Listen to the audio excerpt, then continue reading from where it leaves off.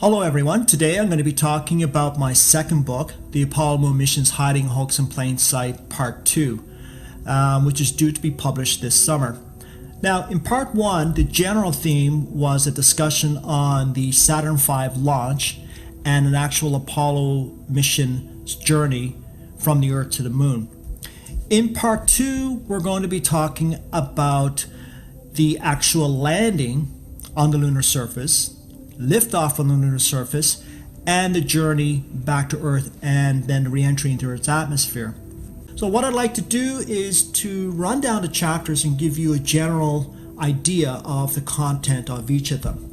So starting with chapter 1, we're going to be talking about, is a rocket engineer, very fascinating character. This rocket engineer has been credited with his theories contributing to the so-called success of the Apollo moon missions, but more importantly the success of the space shuttle. And what made this man very interesting is that he had no education beyond high school. So high school was his level of education, and he had no real mathematical ability. So he basically came up with the theories and told the mathematicians to come up with the math to make his theories work, which is exactly what happened, which is why NASA doesn't tend to talk a lot about this man, but you'll find him a very interesting character for sure. Chapter 2, I'm going to get into the pre-Apollo missions. I'm going to be talking about, briefly I'm going to be talking about the Mercury and Gemini manned missions, and then I wanted to talk about the unmanned missions, all of this leading up to the actual Apollo missions. And there's some very interesting aspects to when you make a comparison between the unmanned missions versus the manned missions. And I mean, the unmanned missions were plagued with problems, and it's just amazing how they claim that they basically came out and perfected all those problems, and the manned missions were like virtually perfect. I mean, it's just incredible what NASA is asking everybody to believe. So I'm going to be talking a lot about that in depth in chapter 2. Chapter 3, I'm going to be discussing an actual landing on the lunar surface. Now we will use Apollo 11 as that example.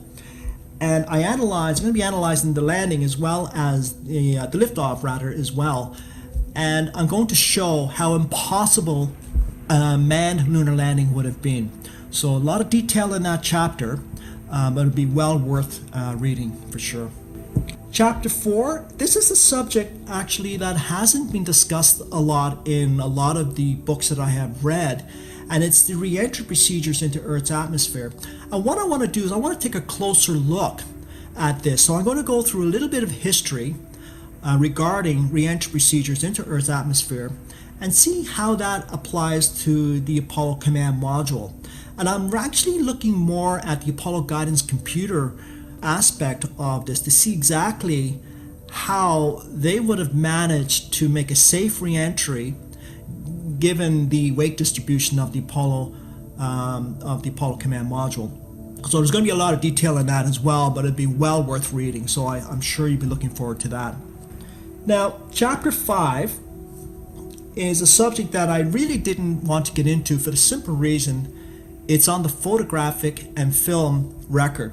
And the reason why I never wanted to get into that is because there are many other people out there, many other researchers that are far more qualified and experienced than I am and have done some very good work in that. But because of the questions that I've been getting through emails, I've decided to add a chapter and discuss that.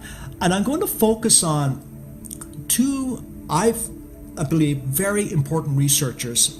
The first one is Scott Henderson, and the second is Marcus Allen. These two researchers have done some incredible work regarding exposing the Apollo moon missions as being fake. Their work is absolutely incredible, so I'm going to be highlighting both their work in chapter 5. Chapter 6, I'm going to talk about the Soviet space program, the Soviets then, the Russians now, but the Soviet space program at that time.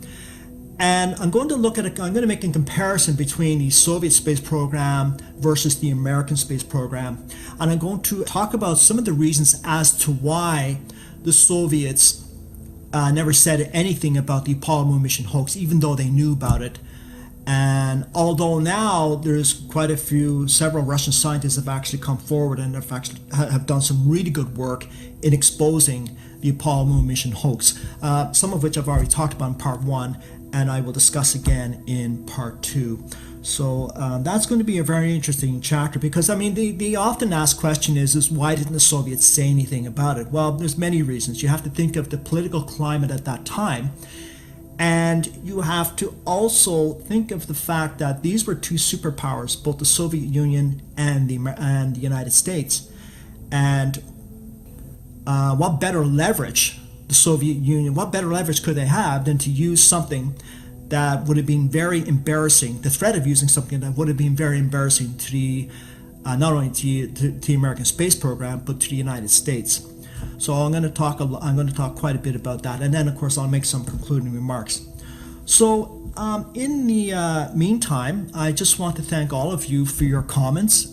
They're all very interesting, some very interesting, and I also would like to thank all my new subscribers to my YouTube channel.